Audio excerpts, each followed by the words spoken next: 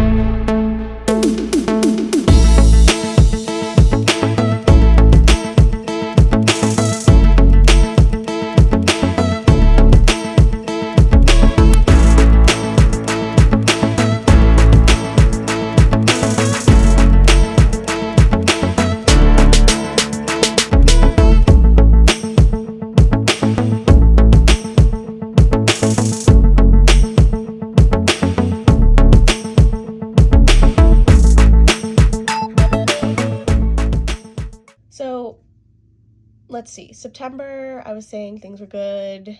We were just getting into the whole exam routine. We were doing anatomy. So we finished anatomy not long after that. We'll finish it for this year. We'll be returning to it in second year, I think, but we did like a chunk like thorax, abdomen, pelvis, and then that was that. We moved on to things like, I don't know if I had done this by September, but we did like immunology, pharmacology, just like those foundational topics, and it was fine. It was like the stuff that you, in undergrad, you're like, I'm getting this over with. I never have to look at this again. Hopefully, like, it'll be more medically related once I'm in med school. But no, you still need the foundational concepts. So got through the 3 foundation modules, and then we moved on to our first system that we learned about, which was the cardiovascular system. And when I say that was so refreshing to get into an actual body system and be learning about like human physiology and how it relates to, it's just so relevant to issues that you hear like your family members talking about, or things that you hear just in the general public happening, like heart problems. It seems are so, everyone knows someone who has a heart problem or a heart condition, it seems. So that was just like so interesting. I think we did 5 weeks of cardiology and I loved it. And I don't know if I just really liked cardiology specifically, or I'm just gonna love every organ system we do because I just really like learning about it. But yeah, it was really cool. Learned all about heart failure, coronary artery disease, STEMIs, NSTEMIs, angina, all the good stuff. So yeah, we were doing that. We finished up I don't know if I ever mentioned, we would do this kind of little program thing where we would go with a 4th year medical student. We would go into the hospital that's affiliated with our medical school and interview patients to practice our interview skills. So they were on different floors. It would change every time we went, but some type of inpatient floor. We would go and go through the basic, like, what brought you in here, and like ask about like all the different OPQRST things, which if anyone's watching and doesn't know what that is, it's like how you take a history. O is the onset of whatever happened. P is like provoking or palliating, whatever makes it better or worse. And it's just, the acronym goes on, things that will give you more information about someone's presentation or condition. So we finished that up, and then we also finished up our first doctoring module. And doctoring is the course where we work on like our interviewing skills, our physical examination skills, things like that. So we had the practical for that at the end of this semester.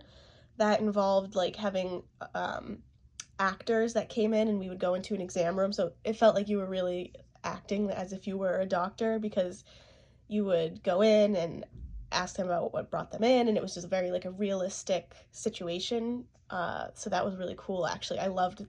It was a little stressful because there's a camera that is recording you and they're grading you on how you're interacting with the patient, but also so cool because you're interacting with a patient technically, kind of. So that was the big thing at the end of the semester.